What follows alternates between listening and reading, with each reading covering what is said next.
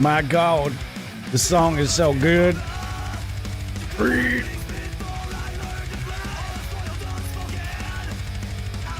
Oh my goodness gracious. This is a great cover. Arguably, I like this one better than the original. Go ahead. Come at me, bro. I don't give a fuck. I really don't care. I do care. I like having this discussion. There's a lot of good covers of this song, actually. There are a few. Dyer's Eve from Metallica. Hi, everybody. Now, I don't want anyone to think that the title of this video is negative. Everyone knows that I love Amphub. Pardon me. But I'm here to discuss how this could be your dad's new favorite plugin. And I'll explain why. I'm also in a shirt that has not fit me in a long time because it shrunk, mad shrunk. And I also just attempted to dye it. And this thing is, it's like, I feel like a sausage in a casing right now. It's supposed to be one of those baseball fit where it's like a almost pad, it's like a 7/8 length. It's not meant to go down far enough. You guys know the fit. These have never fit me particularly well. I feel like a sausage right now.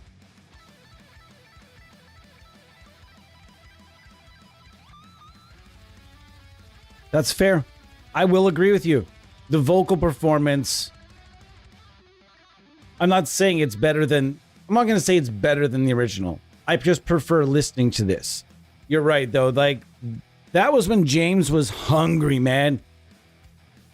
James and Lars were hungry in those days. Those guys were on a heater.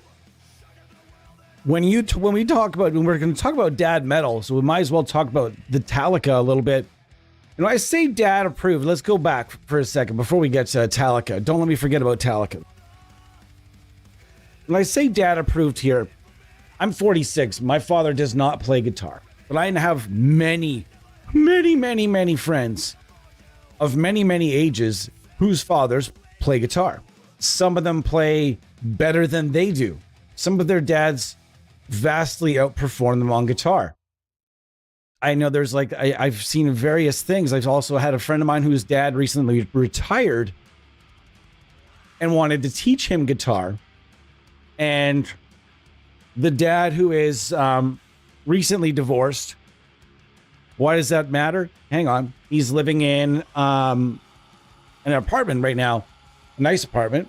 And why does that matter? I'm not sure. But he's living in an apartment and he bought he did the thing that dudes do when they divorce in their later years. They've got lots of money to play with. In this case, he's got trade worker money to play with and decided to go and buy a bunch of guitars. He just started playing guitar and he's buying himself lavish instruments and real serious nice stuff. And he had his sons and he said, he can't have an amp where he's at. So his son is teaching him he was asking me to help teach this man how to use plugins. And it went over pretty well and he bought some really cool plugins. And one of the plugins that this fella in particular enjoyed was Amphub. It's all in one place. This is the one he ended up using more than all the other ones. He doesn't care about the monthly fee. He just uses it. And it got me thinking, this could really, what does he like about it? I said, I used him as a guinea pig. And it's not like I'm not shilling for STL tones here, guys. If I'm involved with a company on any level, I'm always going to tell you. It's never going to be a shill scenario. I will always just be up front and be like, hey, I am not involved or selling. This is just simply an idea that I have. They do provide me a license for the subscription, though. But so thank you so much to Sonny, James, Fetty, Carlo, and all the wonderful people over at STL Tones for constantly supporting both Honest MCM Reviews and the MCM Universe. Shout out to them guys. So what got me, I was using this fella as a bit of a guinea pig, and it came up a few other times where older players had reached out to us or had commented in the chat about wanting to get started. This, I think, is a really great way, and I'll tell you why. Some might be like, okay, well, I got my dad started on positive grid bias, or I got him started on amplitude, which is by all means not bad. But when it comes to the performance and maybe the dad expectation, when I say that, if they have experience with analog gear, which a lot of dads do because they pre-exist if they've been playing for a while. By the way, if you're in the chat, tell me, what does your dad play? And if he does, what genres does he play? What gear does he like? We'll try to hatch out some tones. I'm going to be after some thrash tones, old school. I'm going to be after using mostly, gear from the 70s, 80s, 90s in that ballpark. I'm going to be after some classic rock, hair metal. We're going to be after some tones like that. If you guys have any requests under that umbrella, I realize that some dads are not into guitar music at all. I mean, my friend's dad is a piano player, and he also plays piano, but his dad is also a piano player, does not play a lick of guitar, doesn't really like the instrument at all, hates that his son plays more guitar than piano, hates it, but nonetheless is nurturing to his son's hobbies. And like I said, I know a lot of people whose dads play and who are musicians.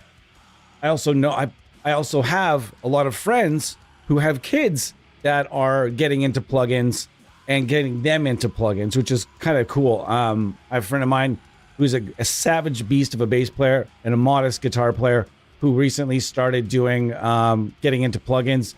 And because his sons heard about plugins via some YouTube, I'm assuming, and then all of a sudden he's like, well, I know a guy that does plugin stuff. And he asked me, he's like, he started asking me about plugins. I hooked him up with some cool stuff to use. He impressed his kids. And it was a fun scenario. So today I'm using I'm going to call it a parts caster.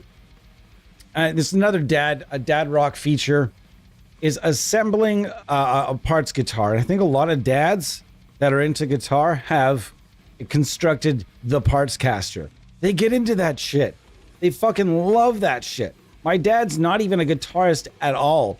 And I started talking to him about like guitar all-in-one kits where you can build your own. He's like, oh, tell me more about those. I'm like, Dad, you don't even fucking play. He's like, well, I mean, I might want to build one just to have around and say I built a guitar. Like, all right, that could be fun for you. And, he's retired. Doesn't want to play it at all. Could not care less. But it's more like, yeah, see this? I fucking made this. Can you play it all? No, I can't play it all. But like, I made this. I fucking made this. My kid says it's great, and he's a guitar player. That could be fun. Anyhow, so this is a super, super cheap guitar.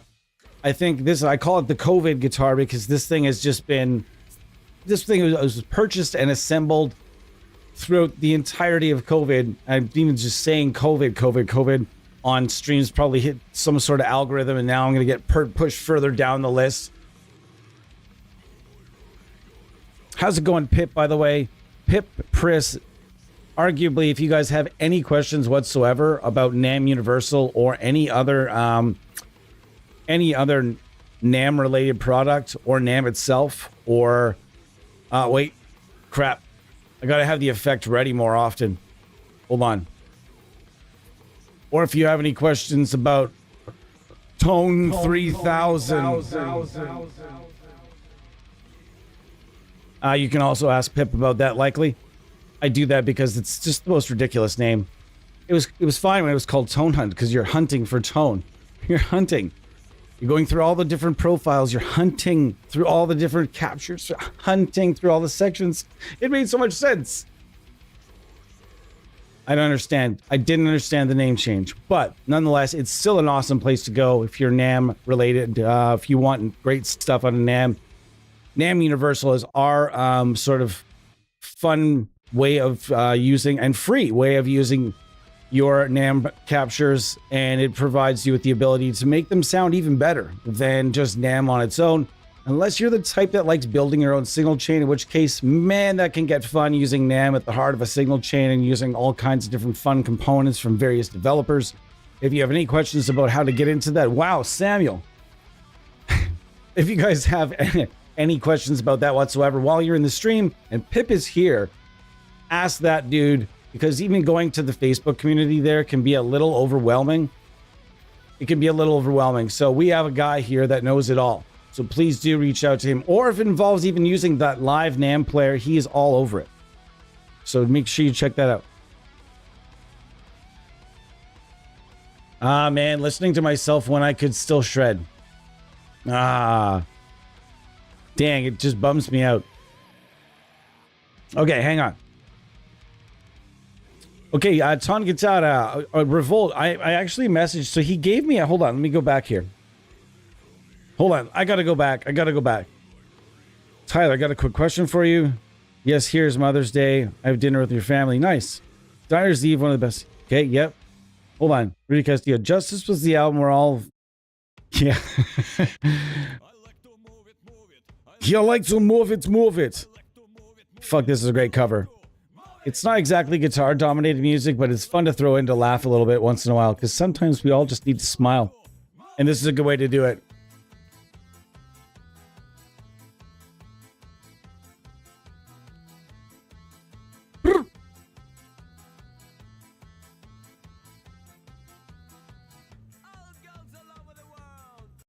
What was your question, Rudy? I'm sorry, I didn't ignore that. I'm just getting to it now.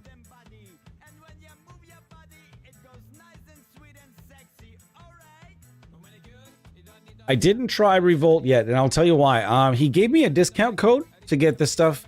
He had connected on that a while back, and then just for some reason it didn't work. And I think I botched something involved there, and I couldn't recover. And we haven't been able to connect on that because our correspondence has been a bit delayed. So I was hoping to have it for today, but I will have it as soon as I have it, whichever day it happens to come on. I will definitely get into it and tell you guys what I think. I'm excited about it because it seems like some people, it's one of those things where when people I trust and their opinion starts to bring up a developer, a new developer, when someone just brings it up and says, man, this developer that, just started 4 minutes ago and, they have something like you're just not really sure. I don't always jump in immediately because I want to make sure that, I've got a lot of software to cover already. So when just a bunch of people on the team start going, yeah, man, yeah, yep. And everyone starts like buzzing about it in our group chat. Then that's at the point where I'm like, okay, like I definitely need to jump in now. They're like, yeah. And they're always right. So, yeah. So anyways, going back to it, we are using Amphub today. And this is my parts caster. It's just got a super distortion. DiMarzio super distortion set pretty much standard is how they recommend. And it sounds pretty darn good. And we are going to go over just some dad rock, easygoing dad rock kind of tones. And when I say dad rock, I mean classic rock, stuff that came out 70s, 80s, 70s and 80s rock, we'll say. Going back to the 60s, I think maybe late 60s, I wouldn't consider, for example, Jimi Hendrix to be, I wouldn't consider Hendrix to be dad rock. I would consider him classic rock. Dad rock is that more that BTO, Bachman Turner Overdrive, the Guess Who in Canada, that Tom Cochrane. You guys don't know anything about who any of that is. AC/DC would be the #1 dad rock band of all time, I think. In Canada, a lot of dads like Rush. So when I think classic rock, I think tones like that, like 70s, 80s rock, even more or less 70s and early 80s. Then after that, it gets a little bit more, start injecting a little bit more distortion. So we're just going to start with your plain old JCM 800. This is maybe one of the most popular, simplistic, and effective amps of all time.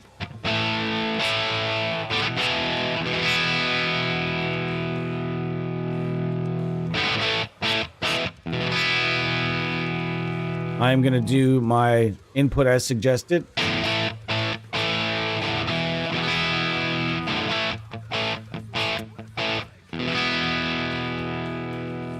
Let's say it's maybe closer to high output.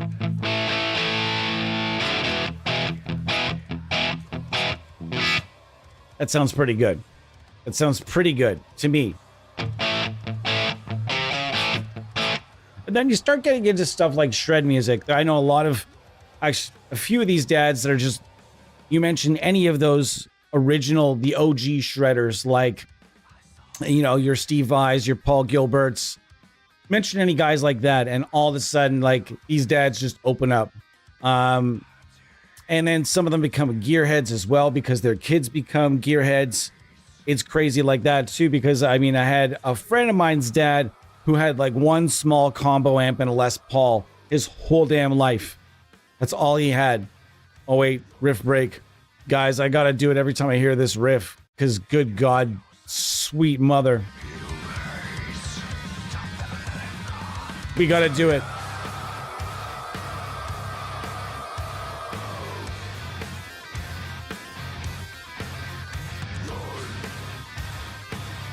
Shut up, just shut up, shut up, shut up, just shut up, shut up. Oh my God.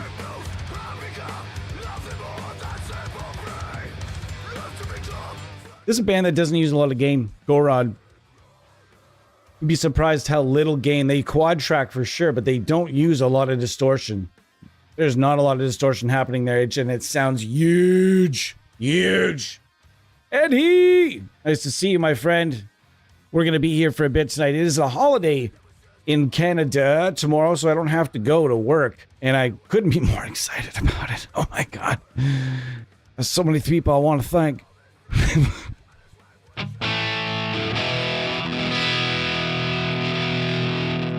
Uh-oh.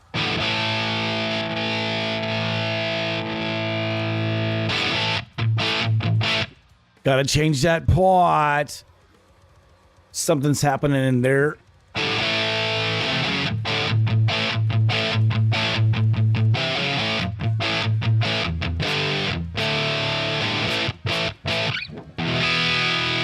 And I would consider the DiMarzio Super Distortion a dad rock pickup. Also a dad metal pickup. Also just in generally a super versatile pickup, but it has that sound. It has that sound.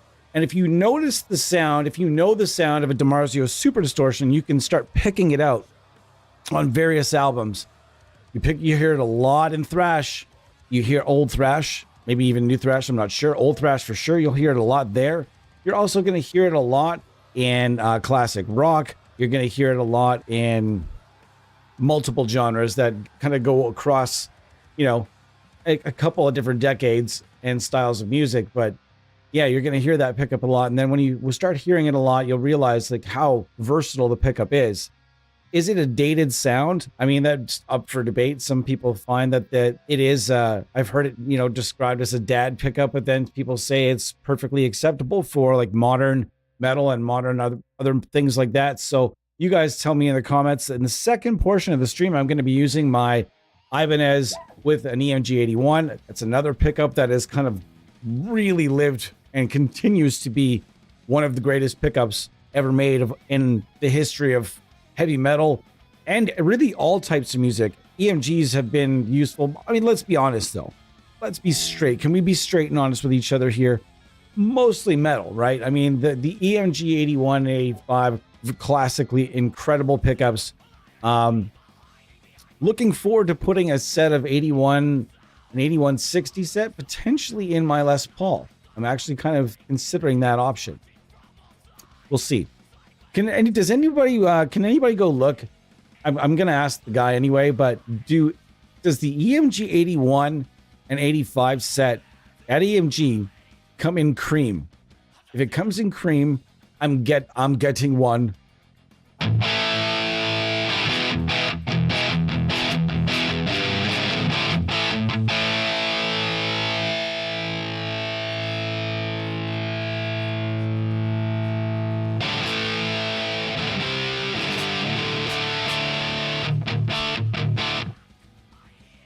Sounds good. I think it could sound better though. I think this could still sound better. In the pedals, I preloaded up some favorites. This is the based on the Andy Timmons overdrive pedal. I can't recall the name of it off the top of my head.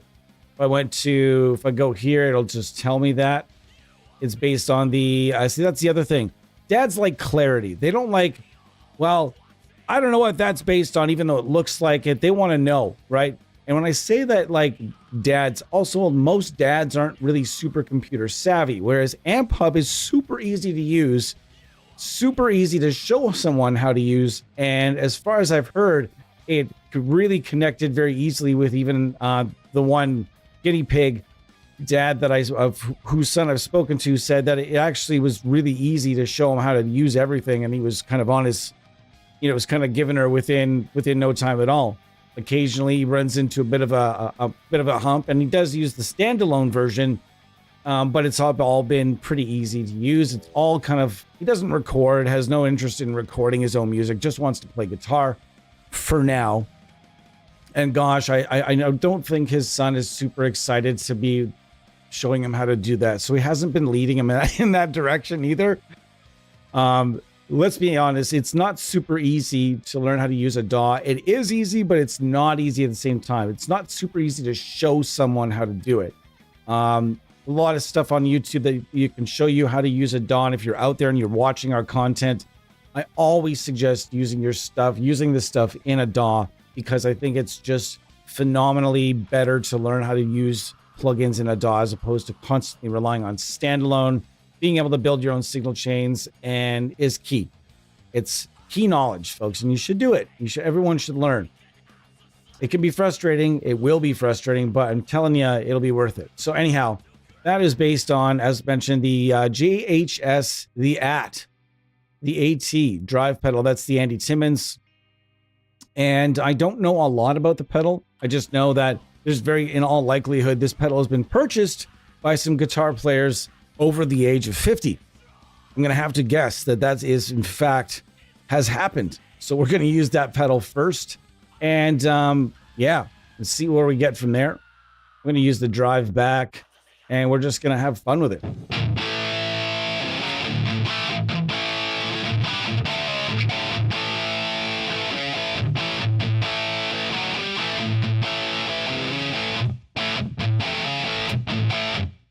That sounds pretty nice. I think I need a little bit more. I don't know if it's the pickup. Maybe it might be the pickup. I don't think it's the pickup. It could be the pickup. I don't know. There are other things in here I want to get to anyway. So let's get to a different amp. What would you guys recommend? Another one I would recommend is like going after like stuff that the higher price stuff that most all dads are looking, what's the quality? What's it worth? And they want to know that there's some stuff in here based on some high price stuff that they probably don't want to go out and afford to go and purchase. Or maybe stuff that was super popular in their heyday and they never got around to trying. They couldn't afford it back in the day. They can afford one now, but you know what? They have no place for it. They just but showing them that there's a really nice and solid digital version available, sometimes it's pretty fun. So like example being, the Splon Quick Rod, or is this based on, is it the Quick Rod? Yeah, this is the Quick Rod 2005 version.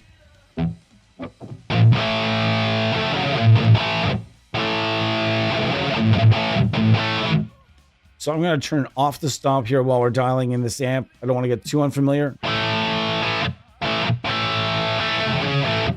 I don't even want the pedal on right now.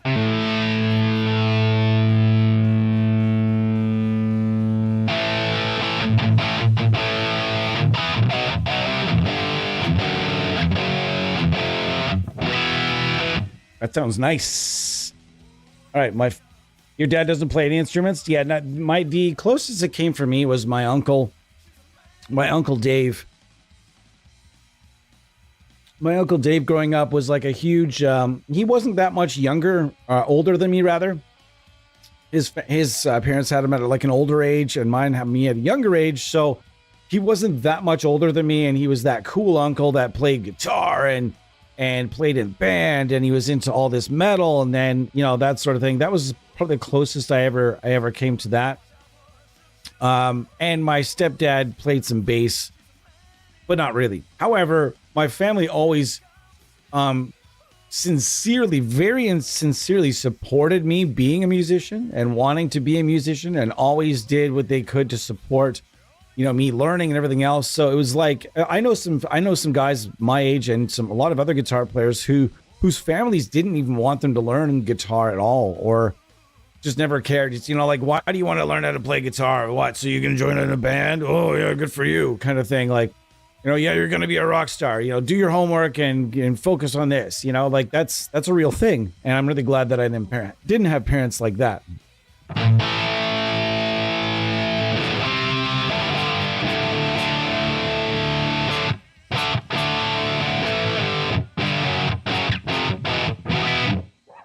All right, keep going here. Hold on.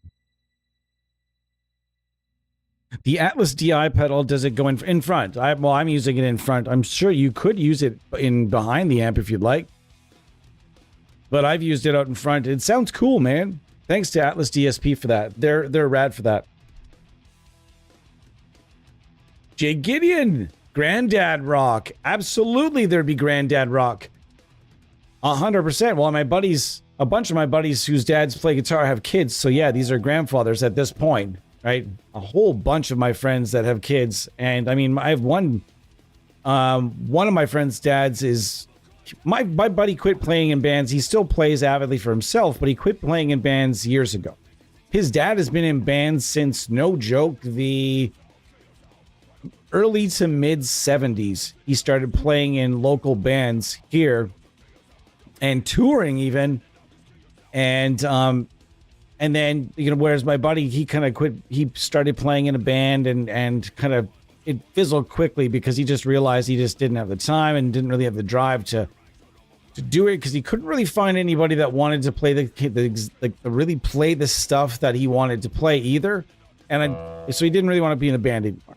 Whereas his dad has remained consistently, he still plays in a polka band that goes and plays at like old folks' homes and such. And he brings his a Line 6 Veta, which is all he knows how to program it. It's fucking great. Like, I think he's like in his 70s at this point. And so he'd be a granddad rock for sure.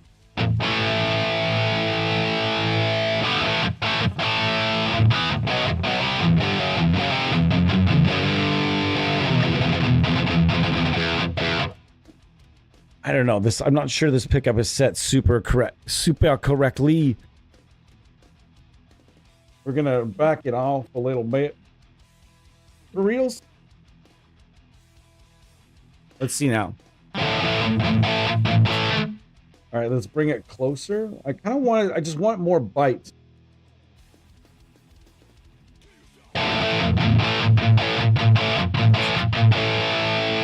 That's pretty good. A little bit. And I think we're going to be all right. That sounds much better.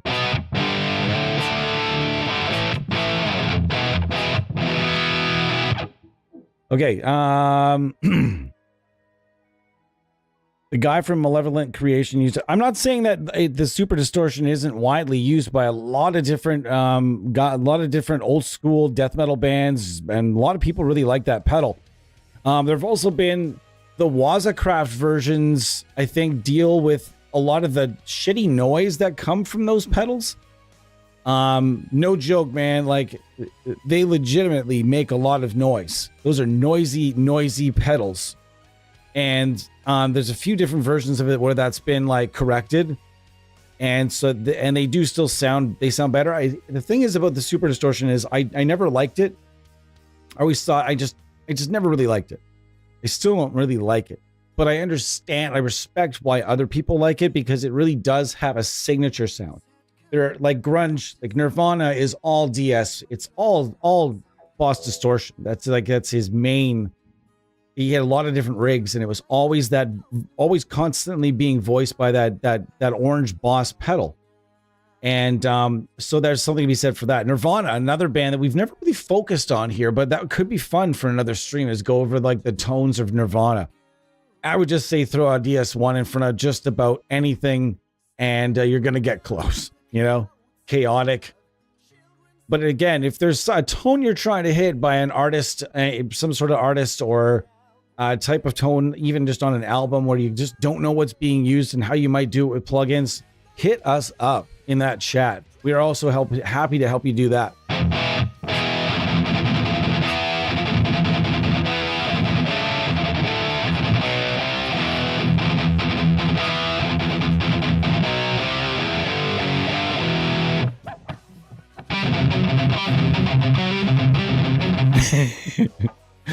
Nope, I don't think I will. The super distortion is not dated. That's a stupid thing to say. When I started playing guitar, it was one of the go-to replacements. And I'm not saying it is dated though. When I say dated, the majority of the tones that it's really known for were in the 80s and the 90s. That's when people say it's dated. I think that's maybe what they mean. But he's right in the sense that it's never gone away. People have constantly used it. There's also really interesting to stack it with a tube screamer and have it do a little bit more of the heavy lifting on that top end. There's fun ways to use it. I've never necessarily liked it, but it is technically, when we're saying dated, I mean, it's known. If you look it up on a Quipboard, for example, the Boss DS1 is most notably known for tones that were, for bands that, were using them in the 80s. That's just a fact. And then, then in the 90s, I think that grunge, I think it was on its way down, and then grunge, it was all over grunge, and it went whoop, and just went straight up into the stratosphere. People were pairing it and stacking it with fuzz pedals. All kinds of noise gates were getting melted. But it's impossible to deny the fact that the Boss DS1 is factually one of the most iconic sounds out there. Is there one in here? I think there is one in here. Is there one in here? Let's look for, I'm not sure. I don't think there is. There is not. We could use the MXR Distortion Plus though. That's another older sound, if I'm not mistaken.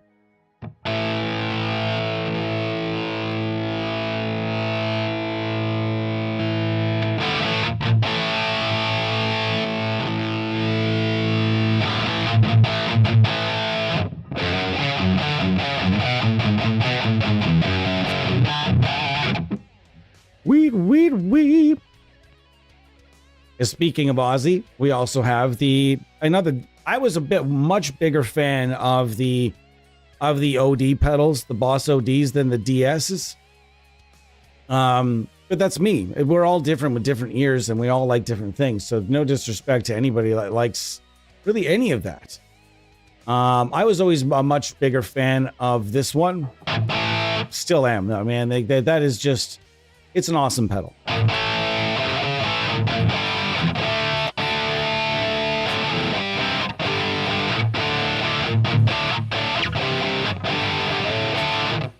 And I say that when I say the super distortion, it's the same thing. I'm not saying that the pickup is dated and like it's obsolete. I'm saying that it's really well known for being used for genres that were for predominantly 70s, 80s, 90s. And it sort of fell out of favor with metal guitar players when some of the other stuff came out. Yeah, sure, it's a hot pickup for sure. There are a lot of hot pickups that don't necessarily pull off the things that we're thinking, right? Kyle Hunter, nice to see you. Have you seen the videos popping up of YouTubers testing out the Line 6 Pod XT and Behringer Vampire, etc.? I have.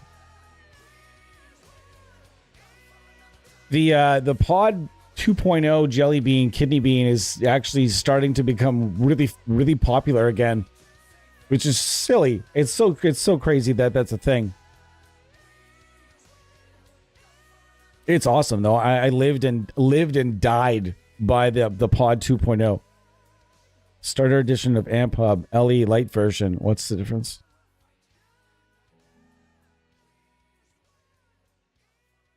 Hold on, I'm just reading here. What's Amphub LE? I'm a Focusrite owner.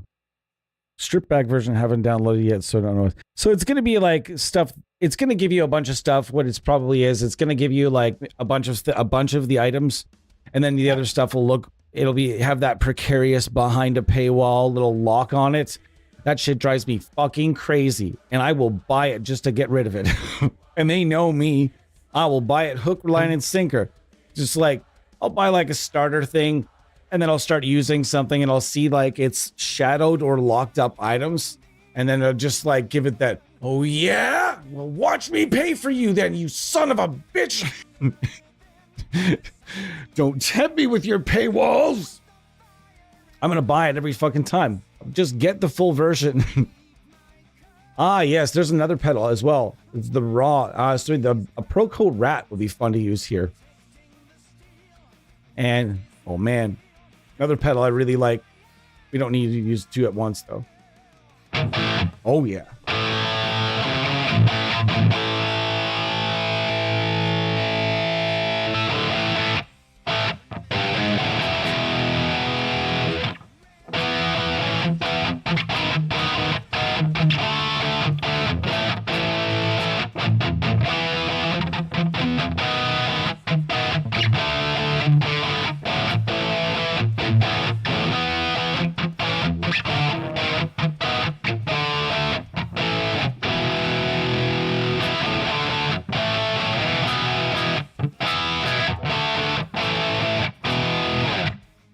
And you know what? Father's Day is coming up.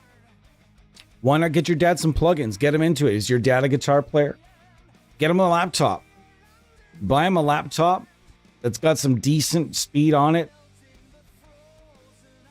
Not a Chromebook. Buy your dad a laptop. I don't know how much money you have, but this is just suggestions. Does your dad already have a nice laptop? Well, buy him 3 months or buy him a year's worth of Amphub. Show him how to use it. Maybe get him one of those simple native instruments or the guitar rig, iRig, whatever they call them. I don't know who makes them. Those simple one in, one out interfaces where you just plug it in, USB, boom, you're going. Show him how to use it. Install Reaper maybe at most, but still just go standalone for now. And get him going. You know, a pair of headphones. He's going to have a good time. I promise you. I was not a fan of a subscription model, but having a guaranteed monthly update is pretty damn great. Yeah, Mark's too. It's pretty awesome. Just like Line 6 Helix Native. That's pretty rad too to have that plug-in, and you're getting that yearly dump of new amps or pedals and cabinets and improvements. And they're constantly trying to make Helix Native better. And just like they're constantly making STL Amphub better, because I can tell you since this was launched, the graphics have been upgraded, I want to say several times. I feel like they've been upgraded a bunch of different times. And it's fucking great, all the different things. If I'm looking at one thing, though, what I would love to see is the actual component name on the component here. I would love to see Bold Drive S1 right here on the pedal, and Ibis Drive T9 right here on the pedal itself. I'd like to see that, because it would I think it would look really nice. It would just fill out that space, a bit of dead space there, and I think that it wouldn't take them much to do that. You know, just have the graphics guy throw just a simple font or a boss font. Ideally, you want a parody font, right? And a parody font and just, Bold Drive S1. It's nice to see it up here, but it would tie the room together. You know what I mean? Am I wrong? Tell me, chat. Am I wrong here? Am I cooked on this one, chat? Anyhow, I'm celebrating a long weekend here. Super stoked about it. We're just gonna play some more guitar. Who's your dad's favorite Aussie guitar player? Who's your favorite Aussie guitar player? Let's get that going in the chat right now. I'm going to go ahead and say it's a tough fucking choice, man. Having grown up with Aussie and the guitar player when I first heard Aussie, the first time I ever heard Ozzy play without Sabbath. I was listening to a Sabbath at a young age. My mom would listen to Sabbath, and my uncles, and it would come on from time to time. But then the first non-Sabbath Ozzy album I heard was the live one with Brad Gillis playing guitar. And that one kind of opened my eyes to what Ozzy could sound like with a different sound. Those songs sounded really cool with a bit of a different non-fuzzy sound. I thought it was pretty interesting what he was doing. And but that had happened much before I'd actually heard it. But so when I first heard Ozzy, the first album that I think I bought had Jake E. Lee on it. And then after that, but most of my life it's been Zakk Wylde. That's kind of a trip. Most of my life it's been Zakk Wylde, Joe Holmes as well for a little bit there.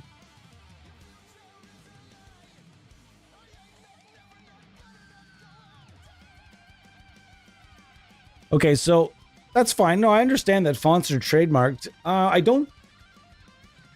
I mean, you could change it enough or even just put something on there. Just something to indicate, just something to fill out that space. Even like, just something. I don't know, something to fill out that space. That to me, it just, I don't know, would tie it together. They did it here. See, like the raw is here and that looks rad. So why not just do these two, brother? Come on.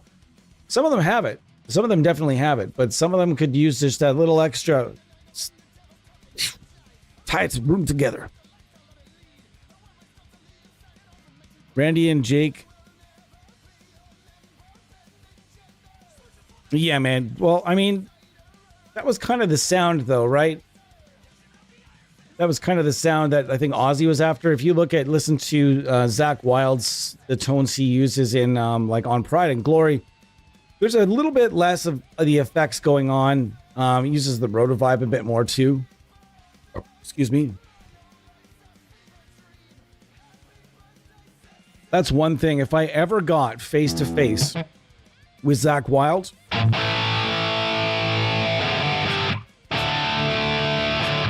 if I ever got close to Zakk Wylde, one of the things if I got to say like three things to him, the first thing I would say to him is, please, please, please, please, please, please, please, please do another Pride and Glory album and a tour.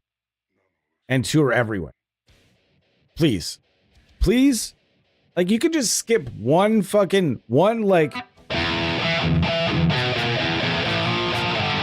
I'm not in a low enough tuning, but you could just skip one Black Label Society album. Just skip one. One, brother. Or even just have the guys in that band be the band on the new Pride and Glory. It's going to be all Zack's material anyway. Why not just write a new Pride and Glory album and call it Black Label Society Pride and Glory 2? Fine. I don't care. Just please give me another Southern rock album made and written by Zakk Wylde. Please and thank you. I would just love that.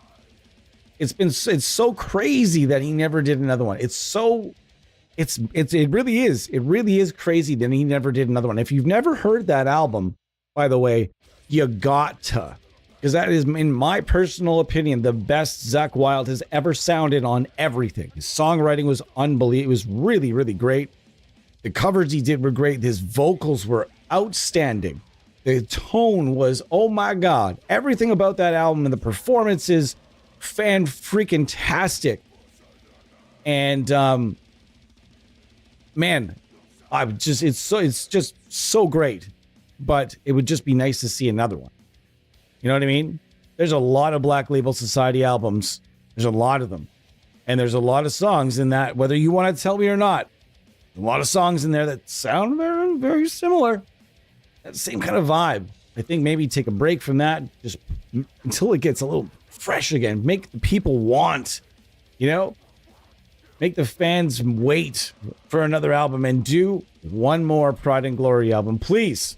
And that is my pitch to Zakk Wylde. The other two questions would probably be just me being like, what's your favorite song to actually play to what song? Did any songs you miss off that album performing?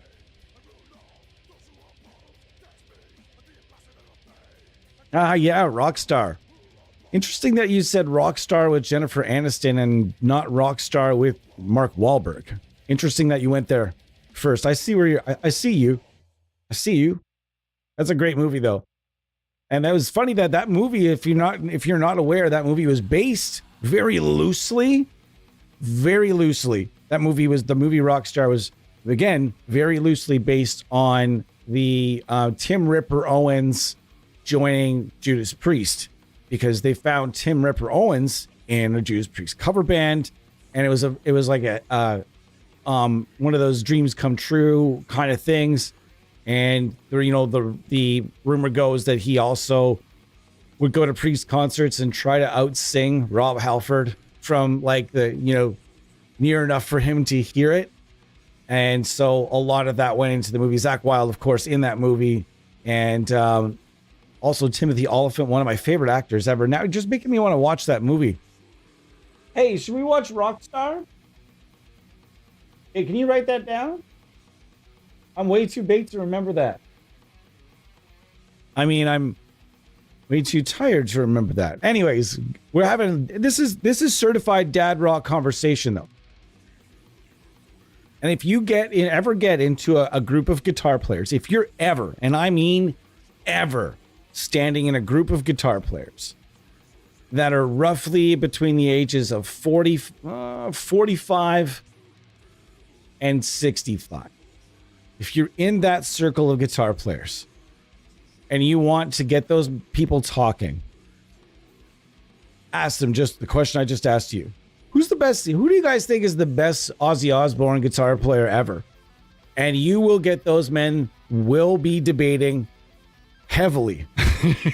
And I've been in a scenario like that, and that's why I bring it up. I can very much recall it.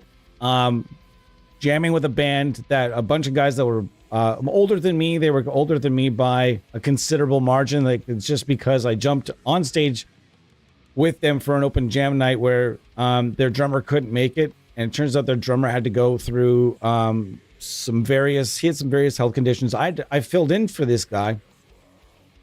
And because they had fun with me playing at an open mic night, I knew some of the songs they were covering. So I went and jammed with these guys. I was about 25 and they were in their late 40s to mid 50s. And I showed up there going, what the fuck am I going to talk to these guys about? What the fuck am I going to, what am I going to do? What are we going to talk about? I am now 46 years old. And so it seems funny to say it, but at 25, I was like, what the fuck am I going to talk to these guys about? I don't know. I've never played with any musicians that were that much older than me. I have no idea what I'm going to talk about. I'm just going to go in there and play drums. I walk in. They have this fucking jam space. All dudes that were in the trades, made a lot of money. This jam space, I was used to, and guys, we're at story time now, but that's fine. I was used to jamming in a basement with scraps of carpet from a job I was working, where the remnants put together in a basement that had laundry all over the place, and it was a party house basement. I was used to that. I was not used to what I was walking into. I walked into a full-on renovated garage that was no longer a garage. Everything was sealed over, and it was a soundproofed wonderland. This is huge, and the drums were on a fucking riser, for fuck's sakes. The drums at a jam space were on a riser. What the fuck? And as soon as I hit the kick drum, I was like, I never want to play drums on a concrete floor ever again. Boom, and you're just like, oh my god, the thing sounded great, everything was fun. And then, but then when the songs would end, I'd be standing there like, shit, what do we talk about? And one of the songs we played was Crazy Train. And then right after that, the first thing I said was, so man, that song's awesome. I was like, I don't really like listening to the Zakk Wylde version of it because on that one live album, he does too many pick squeals. And then it was like lighting a match and throwing it into a pool of gasoline and like rocket fuel. It was just, and these four dudes all of a sudden just started like, yeah, well, he fucking thinks that, oh yeah, well, you think that the fucking Wicked, yeah, but you're still the Sabbath guy. You're still living with your dad, like your dad's favorite band. And it was just like, it was crazy. So that is the kind of conversation, if you ever want to light that match and throw it into the fire, that is a conversation that will always, and I think that also stands for guitar players younger than that as well. A lot of serious guitar players will have an opinion on their favorite Aussie player because they they will have revisited that, all of that stuff, right? Because people will always say to them, they're constantly reading about how these songs changed everyone and changed guitar. So a lot of them start, like a kid in my class, for example, he's 11 years old. And this kid is coming to me saying, I'm trying to learn Crazy Train. I was like, whoa! I was like, are you serious? You're trying to learn Crazy Train? And I was like, yeah, how's it going? He's like, I was like, no, hi, buddy. How's it going though? Are you learning? He's like, yeah, it's really hard. I was like, you'll get there, man. I never got there. Maybe he will. All right.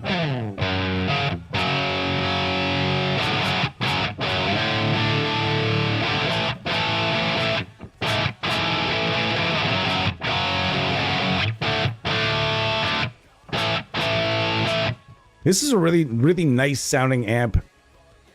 I enjoy it. Man. Have you guys tried Amphub? Have you not?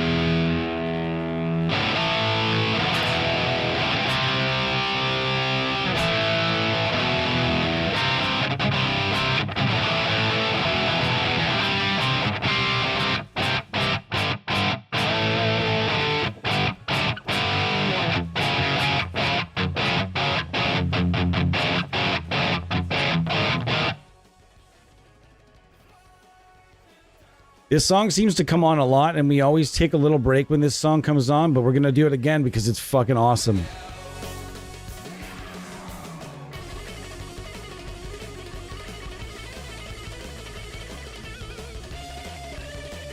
It's so clean. So clean. Basically a clean tone. Oh my God. Oh man, that song's just unbelievable. Guys, it's been fun so far today. I wasn't sure if I was going to do a stream or not today because I was like, geez, I didn't get my hands on the Revolt stuff in time. I was like, I don't know, should I not?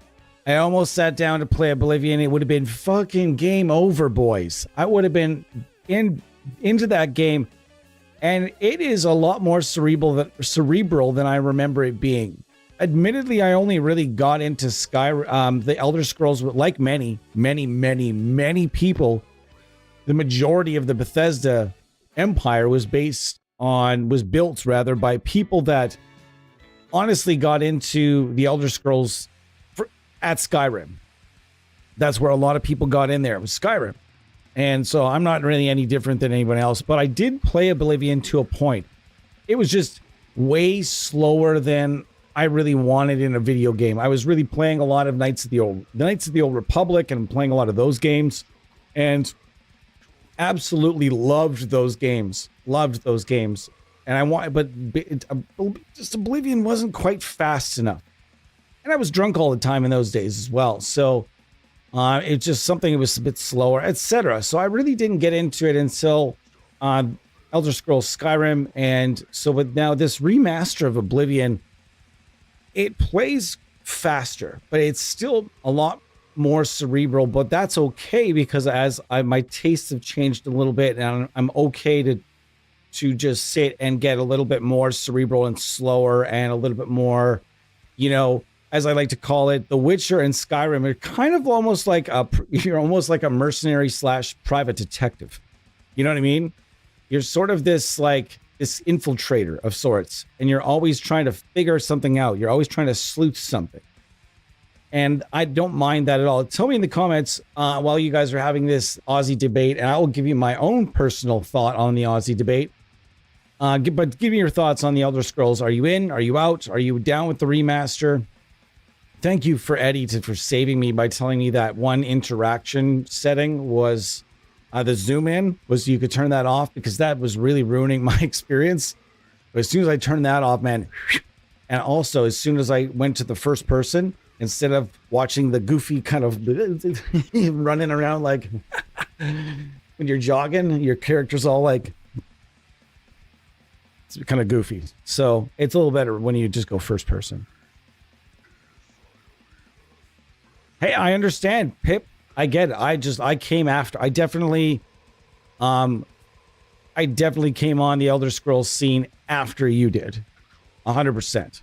So let's continue to switch amps here. One of my favorites that I would say, this is my 100% my recommendation. If you are trying to get your loving and, but still your loving and talented papa, or your mom, for that matter. Is your mom a bass player? Well, I know one of those too. I have a friend, and he, his father passed away young age, and his mom, he was raised mostly by his mom, and his mom actually ended up learning to play bass so she could play along to songs with him. And they actually learned it when he was a kid. She learned it, and it was like in her 30s. So it's kind of fun. So I don't know if she uses plugins. I haven't talked to him in years and years. So, but nonetheless, maybe your mom plays bass. Maybe your uncle. You know what I mean? Maybe your older cousin.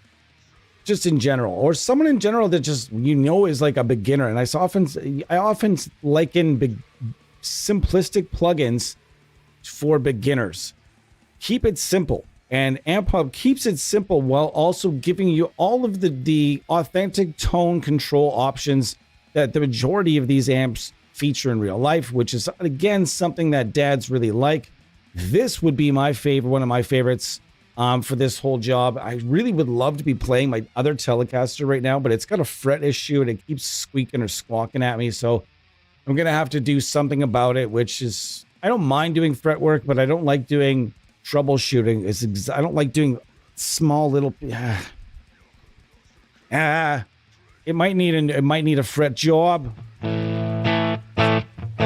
right, let's go straight to the other channel. This is my favorite of the vintage-ish amps in all of Amphub.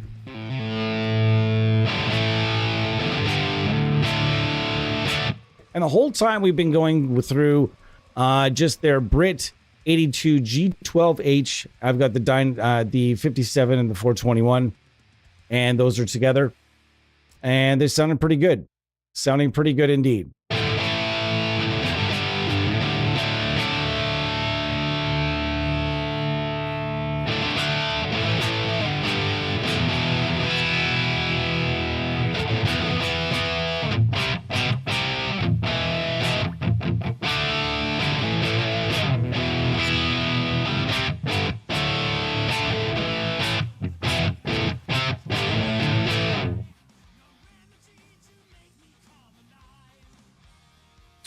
Best Oblivion meme in the history of the world. Hold on.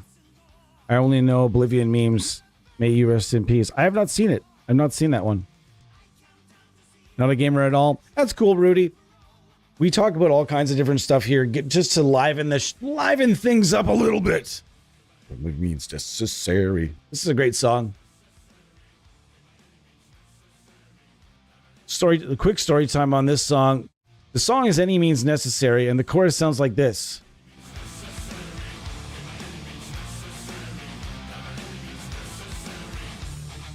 It says that a lot in the song.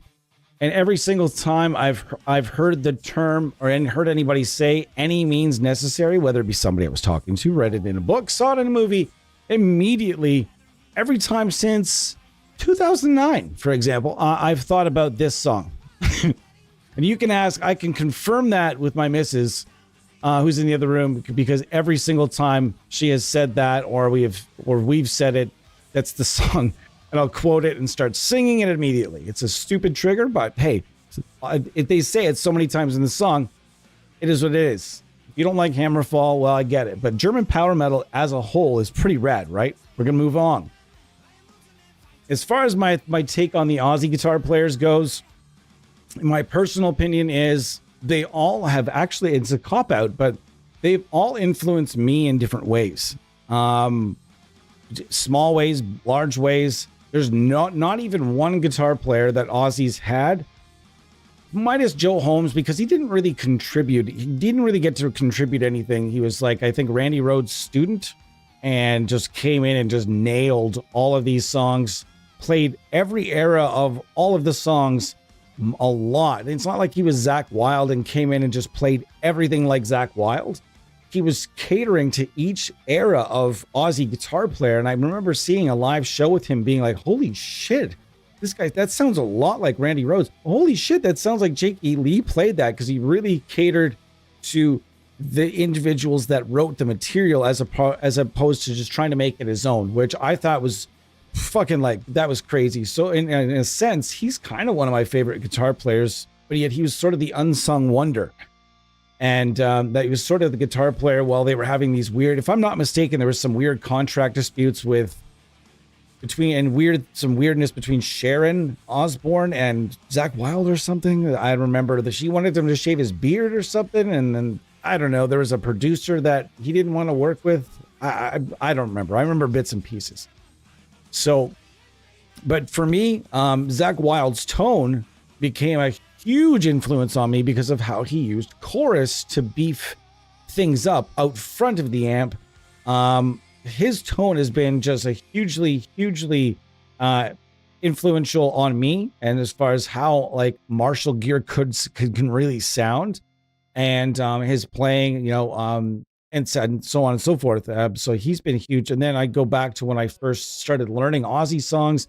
Randy Rhoads was my guy. Like, even though he had passed away at that point, I was just like, I got to the Zakk Wylde albums and it was cool too, but it wasn't until I heard Zakk Wylde performing the Randy Rhoads stuff where I was like, geez, not really sounding as much like Randy Rhoads. He's an amazing guitar player, but he really put his own sound on top of that.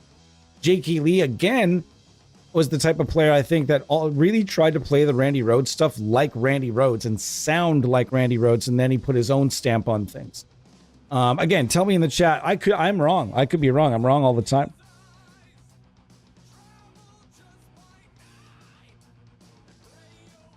Memester. I cannot read the word somebody without singing it in my mind like that Shrek song. Nice.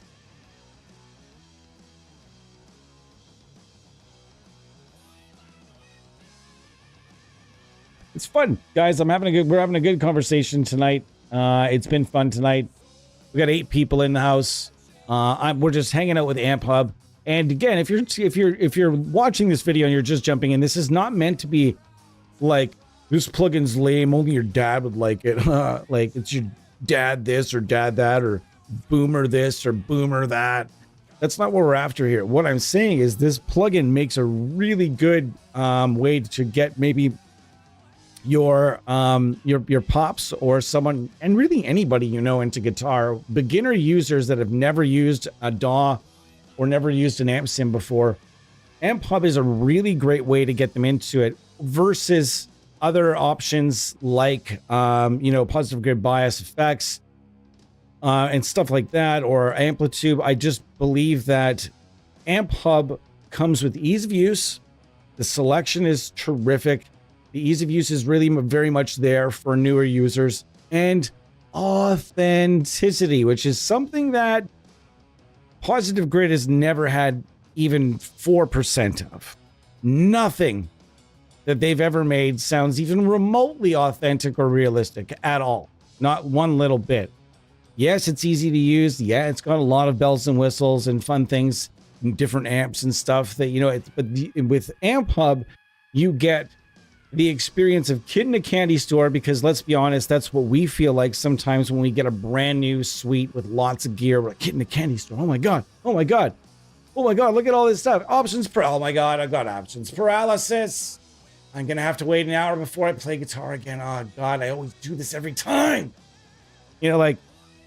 That's the kind of plugin that Amphub is. It's very easy to use, but it also, when you're billing this to users that have used a lot of analog gear, they'll be impressed by the level of realism and authenticity that they're getting, as opposed to if I was a 55 to 60-year-old that had owned hundreds of amps or been, or had my own nice little, even a small amp collection, whatever it is, career musicians or hobby musicians.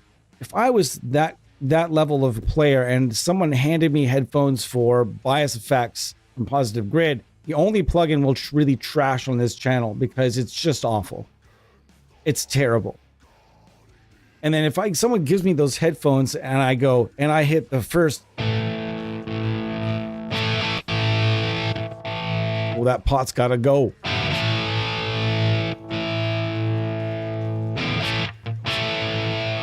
And I hit that with that, and you hear that fizz, and then that would turn me off using plugins forever. And there's a lot of people out there that have tried plugins once or twice, tried something that wasn't that good, and said, "Fuck plugins. These are not great. I don't want to bother with these anymore. I just don't like it." And I've combated that against that a lot of times over the years with users in forums and on Reddits and people just trashing plugins because 15 years ago, they tried Amplitude 1 and it wasn't very good. Didn't sound like a tube amp, so they gave up on them forever. We've all seen those people. I tried, ask them, what plugins did you try? I always ask. They're trashing plugins. Which ones did you try? Well, I tried Positive Grids, Bias Effects. My buddy at work said that was the cream of the crop. Says on the website there, professional studio quality. Positive Grid has about as much professional studio quality as the 8-year-old that wears the shirt that says professional basketball player. It says it on his shirt. Professional basketball player. He must be one then. That's the same level as calling Positive Grid Bias Effects professional studio quality. And then they don't know any better. And they'll spend the next, they'll spend the duration of the next forever saying how bad plugins are and everything because they've tried 2 or 3 not great ones, or they didn't really know how to use them. And then all of a sudden, bad taste in the mouth maybe never goes away. So having people that, coming in on a high note, and at $15 for a month, it's not hard to just buy a month, see how it goes, see how, your beginner friend or your dad or your uncle or your brother or your kids even, as I know that my friends' kids are starting to use amp sims, and they're not hard, but finding something that provides that realism and it's not, there's no shortcuts involved. It's just you learn how to dial an amp in. You learn how gain staging works. You learn how to dial this stuff in realistically and authentically, and that it brings you and holds you into that amp sims are awesome kind of vibe. So always make sure the first thing you recommend to people is something that's awesome. It's also hard because when you go into Google and you type in the best amp sims ever, you get a variation, a variety of garbage and paid product placement stuff that is paid positive but it says right here in this ad, the best ever is Plugin X. Well, what would you say if I told you that Plugin X paid this company, this blogger, to put their product on the list? I never thought about that. It happens in every different line of retail, and products. Bad products are everywhere at the top of lists because people pay to put them there. So sometimes it's tough to find the best of the best of the best, sir. And that's what we're here to try to bring.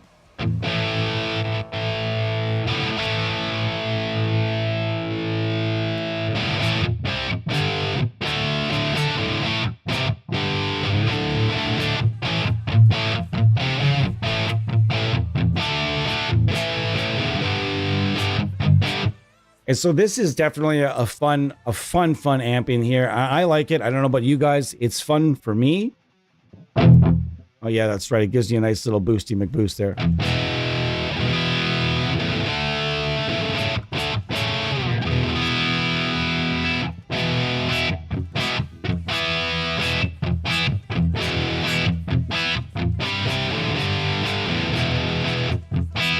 Kyle Hunter.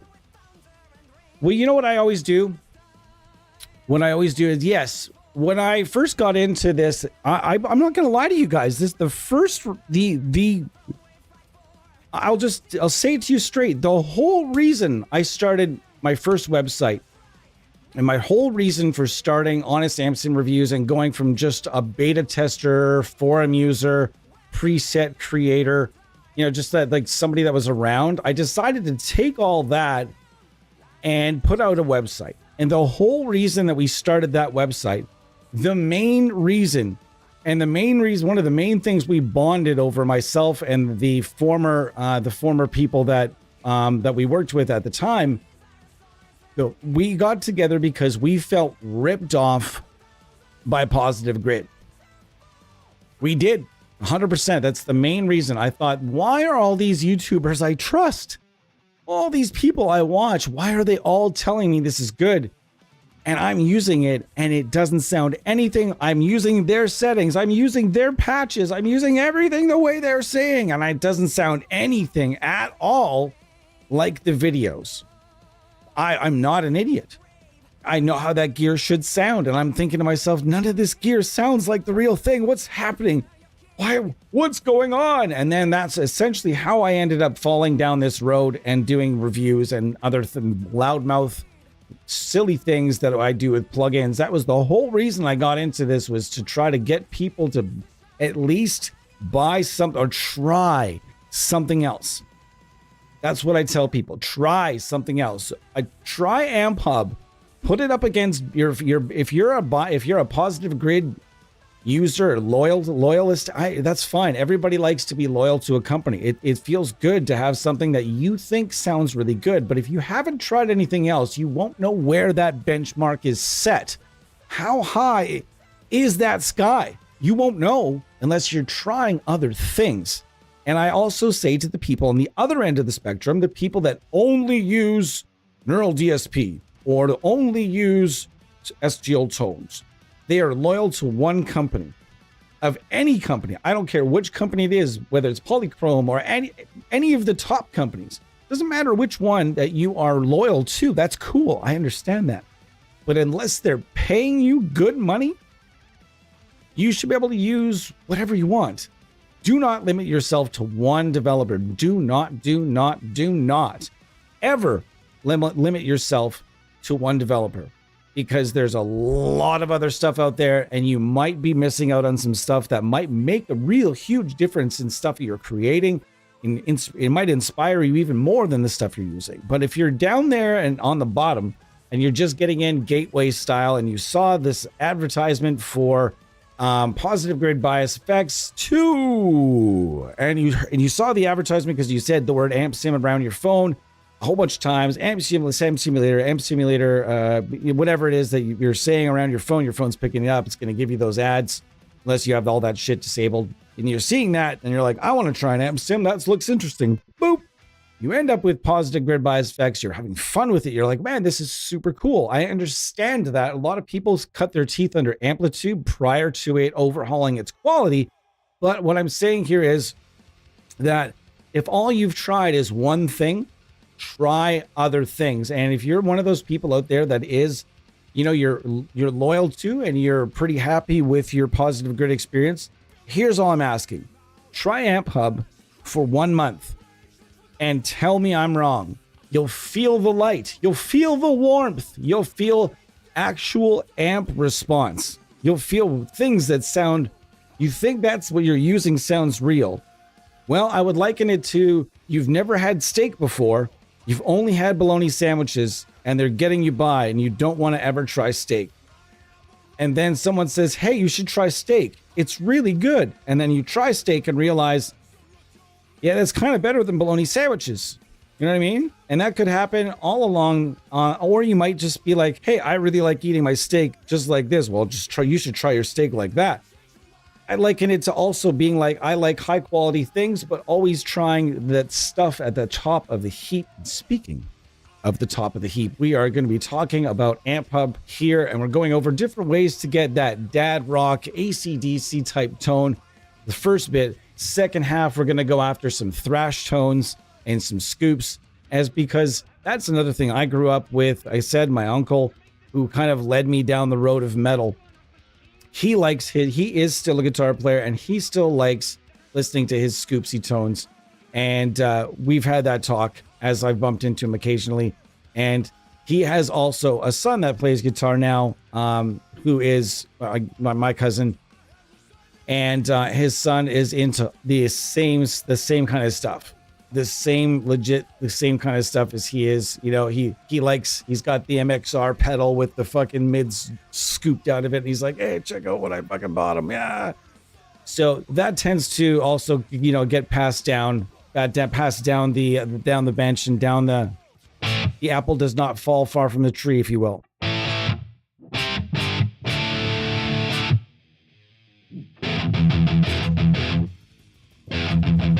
Negative grade. If you're just getting into the amp knob, yeah, the amp knob series is also pretty cool, but I actually prefer to. I will often ask people, are you the type of person that wants to be able to dial in your own tone, or you just want to go after, you know, you just want to just jump in and to not have to do anything? I actually usually will push people towards, but starters always for me will be the Audiority L12X, because it's really easy, but you're also learning how to dial in an amp that's super versatile. And, you know, if you want to get more out of it, you have to use a pedal. So then they have to learn how to maybe make a signal chain in their DAW. However, there is a standalone mode. Okay. So in the second half here, I'm going to be going over some thrash tones, and we're going to play it out. I'm not sure. How long have we been on for now? We've been on. Oh boy. What did I do? I'm like that old person. What I do? We're at 1 hour and 18 minutes. So I'm going to go and I'm going to switch guitars, and I'm going to come back, and we're going to go after some like old school thrash tones for funskies, because old school death metal, old school thrash, old school hard rock. I would say stuff like, when I say old school hard rock, this might come off the strange way. That's fine. But I've never considered Ozzy Osbourne to be metal. I've always considered Ozzy Osbourne to be hard rock. And so when I think vintage hard rock, I think of Judas Priest. Although one could argue that the Painkiller, they have a lot of metal material as well, but a lot of the material I would consider hard rock, vintage hard rock. You guys can also tell me in the chat, what are some vintage hard rock bands you would consider in that bundle? Also, old school skate punk. I have a lot of friends my age that cut their teeth on skate punk, play a lot of guitar still, who have kids that play guitar. You know, and then we could go to old school death metal, old school thrash metal. And so that's what we'll be talking about in the second half, is getting some of that tone, and we're going to have some fun with it. Amphub versus Helix Native. Okay. Put a pin on that. We're going to go over that. I have a lot to tell you on that, and yeah, we can definitely discuss that. Cool. All right, guys. So I am going to be back in just a couple of minutes. And yeah, a couple of minutes. Give me a couple of minutes, guys.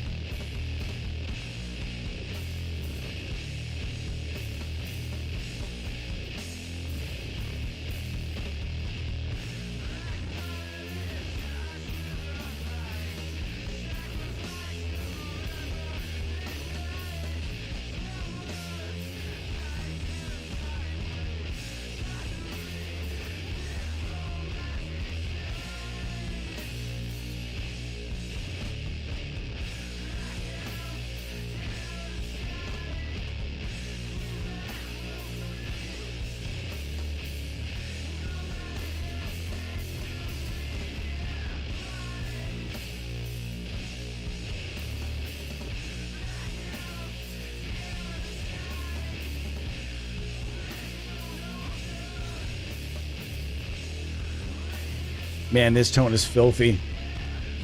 So filthy. When they come in here, where is it? No. This part's fucking filthy. They just let things just feed back forever, and then all of a sudden the riff comes back in at like 3/4 the speed, and you're like, oh, you dirty fucking bastards. I remember where I was the first time I heard this song. With my cousin Jeremy and a fella named Cole.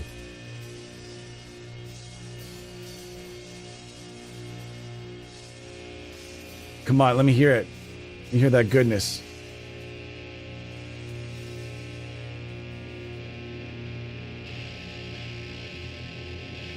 You can't not make the fucking face.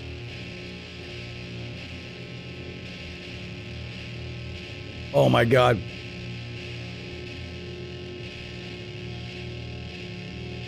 You can't not make that face for this part. It's just greasy. I feel like I need a shower now. Holy fuck, this song, I don't care how stereotypical Doom, like a lot of people are like, a lot of Doomers are over that song. So it's like, yeah, well, have you ever heard any other Doom songs? Yeah, dude, lots of them. Tons of them, in fact. Oh no. Sweetie, I need you to bail me out. I left some stuff on the counter. I left some stuff on the counter there. I would say Alice in Chains is hard rock. I've always called Alice in Chains hard rock. Grunge is funny like that though. Grunge was really funny because they took a sludge band in the Melvins. It took, like, even Mudhoney was like a surf rock band. They weren't even really, you know, like it was. Fu Manchu even got labeled grunge. They kind of got a little bit of push from like the end of the grunge thing. And that band is definitely a stoner rock band. There are plenty of bands that got labeled grunge just because they were there. It was just more of the movement than it was a specific type of style. The only band that sounded like Nirvana was Hole. Soundgarden, bands like that. All right, so we got here. And we are going to be going after some old school thrash, old school death metal, old school thrash. Hi, sweetheart, I'm home. This is a fantastic way to do just that. And we're going to do just that. Wow, that is hot, hot, hot. And I've got the EMG 81, the classic EMG 81 with the 18 volt mod.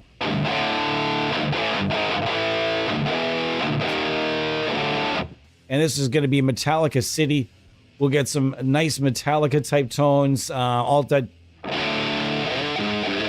Yes, I'm aware that they didn't use the JMP one for that, but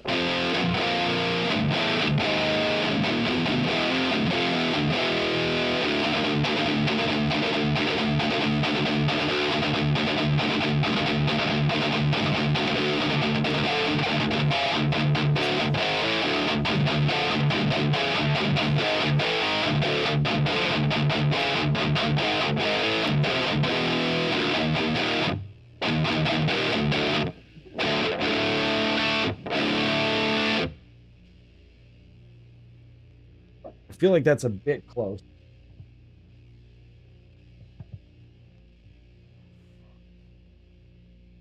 Let's try that again.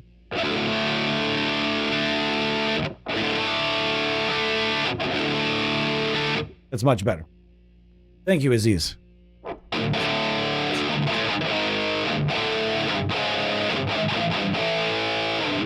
Yeah, I agree. Kyle, 100%. They were like this. That was one band I wasn't really super down. I always heard them described to me as kind of like Fu Manchu, but not.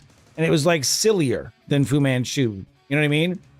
It was like still very, very hippie-ish, but it was just a little bit more like garage rock versus stoner rock. I don't know if that makes any sense.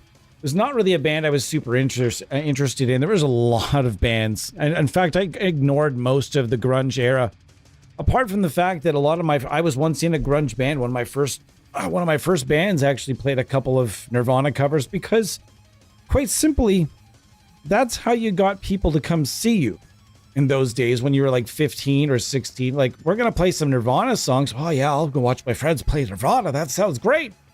And then they show up and you're like, yeah. And then they're like, yeah, you're awesome. And you're so good at guitar, even though you're not really playing it. They don't know. They don't know.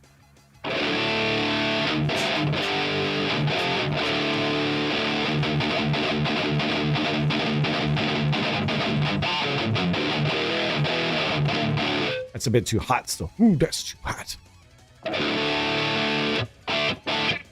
So yeah, the EMG81, super easy to install in just about friggin' anything.